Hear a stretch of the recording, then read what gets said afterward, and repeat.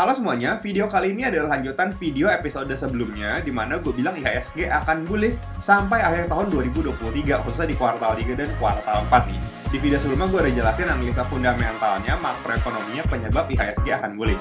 Dan di video ini akan lebih menarik lagi karena di sini gue akan spill sektor apa yang menarik sampai sahamnya, dan gue akan bahas secara analisa teknikal, titik entry-nya di mana, targetnya berapa. Jadi video ini akan menarik banget supaya kita bisa cuan bareng-bareng. Jadi pastikan kalian nonton sampai selesai.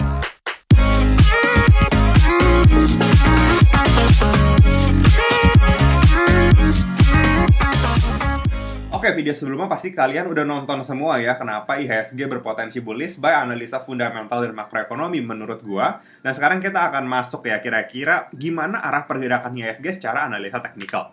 Oke, kita langsung lihat aja IHSG mau kemana. Ya, pertanyaan besarnya tuh IHSG mau kemana, targetnya di berapa gitu ya. Kenapa gue bisa yakin banget, gue bisa bullish banget. Oke, kita bakalan lihat. Dan kalau ngomongin indeks IHSG, pasti penggerak utama IHSG itu adalah saham-saham big caps. Jadi ketika gue ngomong IHSG akan bullish, so gue juga berpendapat bahwa saham-saham big caps ini akan bergerak naik juga, akan bullish juga. Coba kalau misalkan kalian mau saham yang bergeraknya lebih volatile, lebih kenceng gitu ya, kalian bisa nonton video ini sampai selesai karena gue akan spill ya saham-saham yang menarik selain big caps pastinya. Oke, gue akan masuk dulu ya ke chart IHSG-nya. Nah, kita sama-sama tahu ya, IHSG kita itu di tahun 2022 sempat menyentuh all time high-nya di angka 7.200 sampai 7.300-an. Setelah itu drop, yes. Ya, sampai bulan Mei ini drop sampai ke support kuatnya.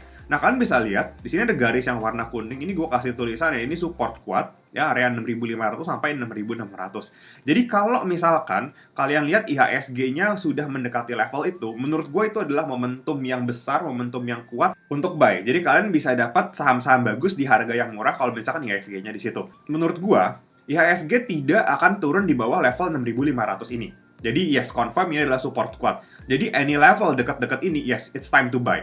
Ya, targetnya berapa? Oke, di sini gue kasih beberapa resistance ya, yang menurut gue visible untuk jadi target. Yang pertama pastinya ke level 6.720 sampai 6.750. Menurut gue itu sangat-sangat mungkin ya untuk ke sana di kotak merah. Bahkan menurut gue dia berpotensi sampai ke resistance 1 di kotak yang warna oranye ini, 6930 sampai 6960. Ya, gue kasih sebut resistance 1. Range dari bawah, dari harga IHSG per video ini dibuat, itu naiknya sekitar 5%. Tapi itu IHSG, kita kan nggak trading IHSG ya. Nah, ini kalau misalkan kalian mau lihat naiknya cuma 5%, ya udah beli big cap saja, menurut gue akan segini. Tapi nanti gue akan spill ya, saham-saham yang menarik yang bisa returnnya lebih tinggi dari ini. Oke, terus kalau misalkan ngomong apakah akan ke resistance kuatnya all time high, menurut gue yes, bisa. Ke 7.200, 7.300 itu menurut gue sangat-sangat mungkin. Ya, jadi kalau misalkan kalian dapat IHSG-nya murah, 6566, naik sampai 7273, ini udah 10% lebih, udah hampir 11%. Nah, ini akan tercapai kapan? Menurut gua, kalau misalkan pemilu calonnya udah jelas, udah berjalan lancar gitu ya, jadi mungkin deket-deket pemilunya sudah berhasil, terlaksana tanpa ada gangguan, presiden barunya terpilih, marketnya optimis lagi, investor pada masuk, menurut gua ini sangat-sangat mudah untuk di-achieve. Ya, kalian kasih tau ke teman-teman kalian ya, sebarin video ini supaya nggak ada yang ketinggalan nih momentum ini. Karena IHSG-nya memang saat ini lagi di bawah, lagi bagus untuk buy on weakness. Gitu ya, ini overall untuk IHSG-nya. Lanjut. Nah, kenapa bisa gue cukup yakin gitu ya, IHSG ini akan baik-baik aja, malah akan bullish. Ya, mungkin di video sebelumnya gue udah jelasin, tapi di sini gue akan kasih singkatnya lagi. Yang pertama, pertumbuhan ekonomi kita itu sebenarnya bagus-bagus aja. Mungkin ya ekonomi di negara lain lagi down, lagi slowing down, lagi resesi, lagi krisis, yes. Tapi Indonesia, gue mau kasih tahu Indonesia itu fine-fine aja. Bahkan di tahun 2022, pertumbuhan ekonomi kita tuh tertinggi sejak tahun 2014. Bayangin, kondisi perekonomian kita tuh sebenarnya seoptimis itu, sebagus itu. Ya, apakah Indonesia bakal terdampak sama krisis di luar? Yes, cuma nggak bakal banyak karena Indonesia terbukti negara kita kuat secara ekonomi.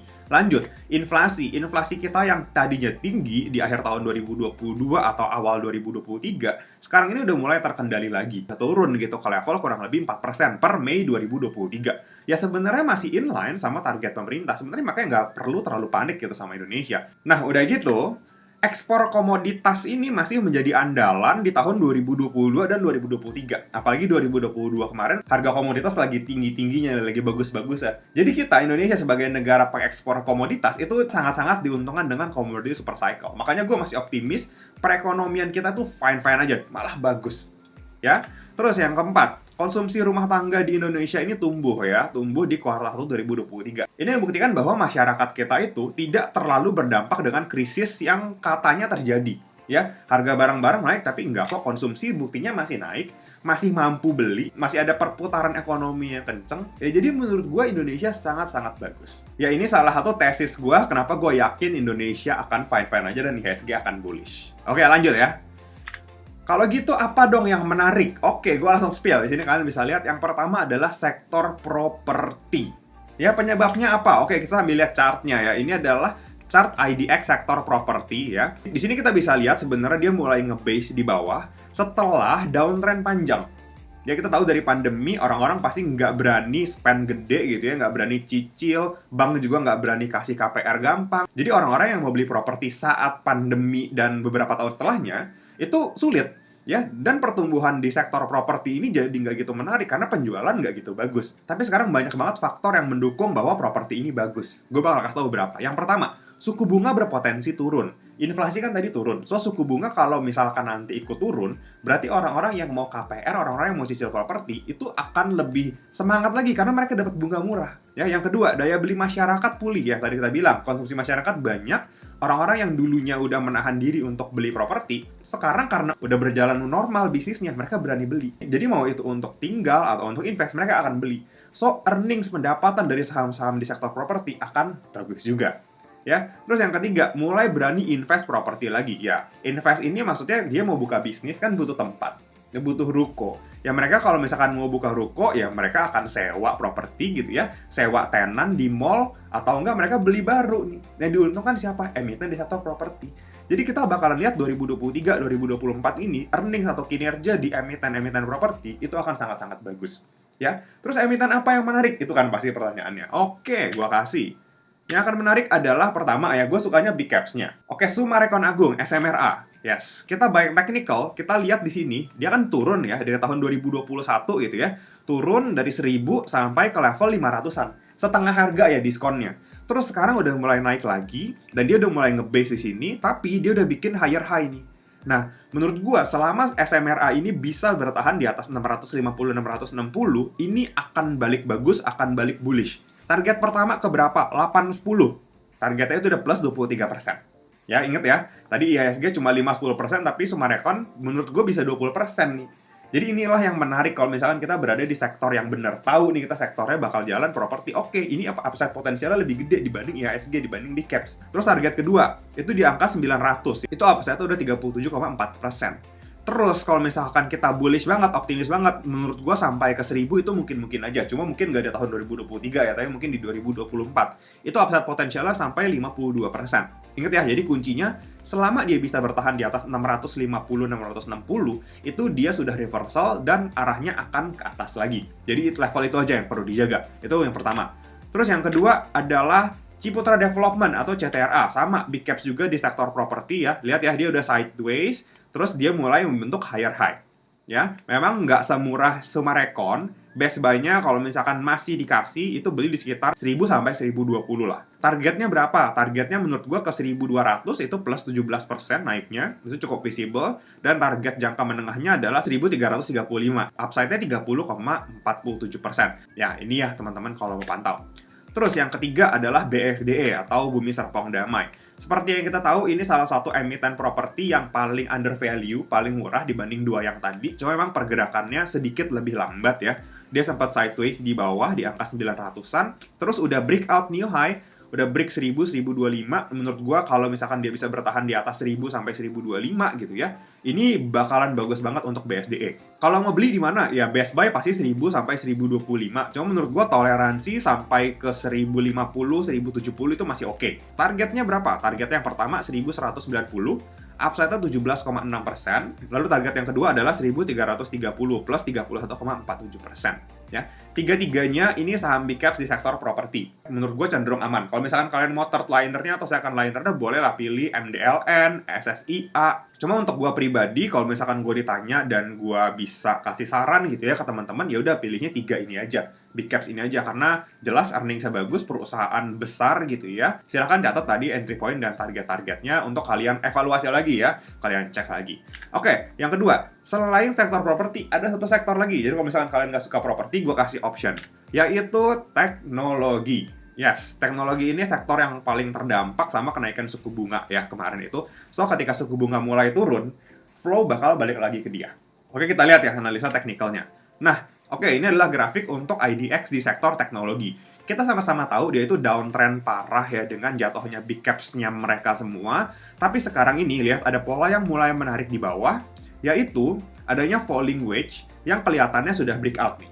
Ya, falling wedge ini menandakan juga dia breakout downtrend, artinya udah nggak downtrend lagi. Terus dari sisi MACD ini juga sudah mulai kelihatan ada bullish divergence. Ya, gue pernah bahas bullish divergence di playlist analisa teknikal, kalian bisa lihat aja itu ya. Terus dia yang ketiga itu adalah makro dan mikroekonomi yang mendukung. Ini yang tadi gue sebut suku bunga turun, teknologi bakal diuntungkan. So nanti kita bakalan lihat 2023, 2024 kinerja fundamental dari saham-saham teknologi ini juga akan jadi bagus. Fundamental bagus, harga bakalan iya betul, bakalan mengikuti ya, bakalan naik juga. Oke, apa yang menarik di sektor teknologi? Oke, fine, gue akan bocorin. Yang pertama pastinya Goto, Gojek, Tokopedia. Kenapa? Karena ini adalah saham big caps di sektor teknologi. Jadi seandainya fund-fund besar dari seluruh dunia mau masuk ke Indonesia, mau beli saham teknologi, pasti belinya Goto. Pasti. Karena ini yang liquid gitu ya, dan paling besar. Oke, kita lihat nih ya, gimana analisanya. Nah, memang kemarin itu dia sempat ARB gitu ya, dari 150 turun sampai even di 80-an. Terus dia mulai naik lagi, sudah sampai ke 120, 130, turun lagi ke 80-an, terus naik, akhirnya breakout new high. Nah, tapi sekarang ini menurut gua ya, entry point terbaik untuk Goto ada di level dekat-dekat 120. Ya, kalau syukur-syukur nih ya, dikasih sampai 100 sampai 110, itu gua akan jauh lebih agresif untuk beli.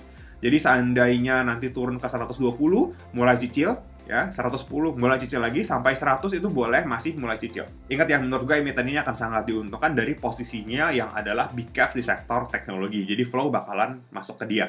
Ya mudah-mudahan bisa dapat harga yang cukup murah gitu ya, dibanding harus beli di harga yang tinggi gitu kayak sekarang. Mudah-mudahan masih dikasih koreksi lah. Ini Goto yang pertama. Lalu lanjut. Yang kedua adalah Bank Jago, yes, atau Arto. Saham yang sempat hype banget, tapi sempat melempem ya. Tapi menurut gua, ini adalah chance untuk dia balik naik lagi. Kita sama-sama tahu dia downtrend ya, dari harganya mungkin dari belasan ribu gitu ya, sampai sempat di bawah 2000. Tapi di bawah sini dia langsung mantul dan sekarang dia sudah buat reversal pattern inverted head and shoulders. Yang nanti kalau misalkan dia berhasil breakout dan bertahan di atas 2620, ini confirm bullish. Oke, best buy-nya di berapa? Best buy di 23 sampai 2350. Ya kita bakalan lihat lah, bakalan ke sana atau enggak kalau di sana, tapi yang jelas gue bakalan agresif ya, karena itu adalah right shoulder-nya, bisa buy on weakness. Atau teman-teman mau buy on breakout ketika dia berhasil naik di atas 2620.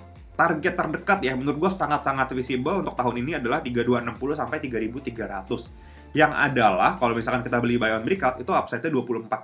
Kalau misalkan kita bisa buy on weakness, upside-nya lebih gede lagi sampai 40%. Ini udah lebih dari cukup lah menurut gua gitu ya untuk kita invest dalam jangka waktu 3-6 bulan ke depan. Dan itu saham-saham yang menarik menurut gua yang perlu diperhatikan sampai akhir tahun 2023. Gue beli saham-saham ini di mana? Pastinya gue beli di Ajaib ya. Kalian yang belum punya Ajaib wajib banget download dan daftar Ajaib. Kalian bisa daftar pakai Kevi 217. Kenapa kalian harus banget pakai itu? Karena gue mau bikinin kalian grup trading bareng gratis. Jadi di situ kalian bakal dapat rekomendasi, dapat outlook untuk trading ataupun untuk investasi nih. Ya di situ gue akan guide dan ini ya completely ini gratis. Ini service yang gue dan Ajaib kasih untuk teman-teman pengguna setia Ajaib nih. Caranya gampang banget ya, kalian daftar pakai Kevi 217. Tapi tenang aja, kalau misalkan kalian udah daftar dan kalian lupa pakai referral siapa atau bukan pakai referral gue, kalian coba DM aja ke Instagram gue di @diskusi.investasi. Bilang aja kalian udah daftar dan nanti gue akan coba propose ke Ajaib untuk kalian di-invite juga ke grup itu. Apalagi sekarang Ajaib ada banyak banget fitur unggulan. Salah satu yang paling menarik menurut gue itu adalah akun day trade-nya mereka. Yes, di akun kita bisa punya wallet lagi sendiri untuk day trade. Dan di situ kita bisa beli sampai 7 kali lipat buying power kita. Jadi misalkan uang gue cuma 1 juta nih. Tapi gue untuk day trade, untuk trading short term, untuk manfaatin pantulan-pantulan kecil, gue bisa belanja sampai 7 juta. Jadi meskipun dengan buying power yang relatif minimal, gue bisa tetap cuan dengan maksimal. Itu menariknya nih dari akun day trade ini. Dan kita nanti bakalan trading bareng ya di grup itu. Dan pastinya disclaimer on ya, ini hanya pendapat gue pribadi. Pastikan teman-teman melakukan analisa dan evaluasi sendiri ya sebelum akhirnya memutuskan untuk membeli atau menjual. Oke, mungkin sekian dulu video kali ini. Semoga bisa bermanfaat dan jadi tambahan referensi untuk kita semua. Happy investing, thank you! Sekian dulu ya video kali ini. Jangan lupa like, comment, subscribe, dan share video ini supaya bermanfaat bagi orang lain. Thanks for watching and see you on the next video.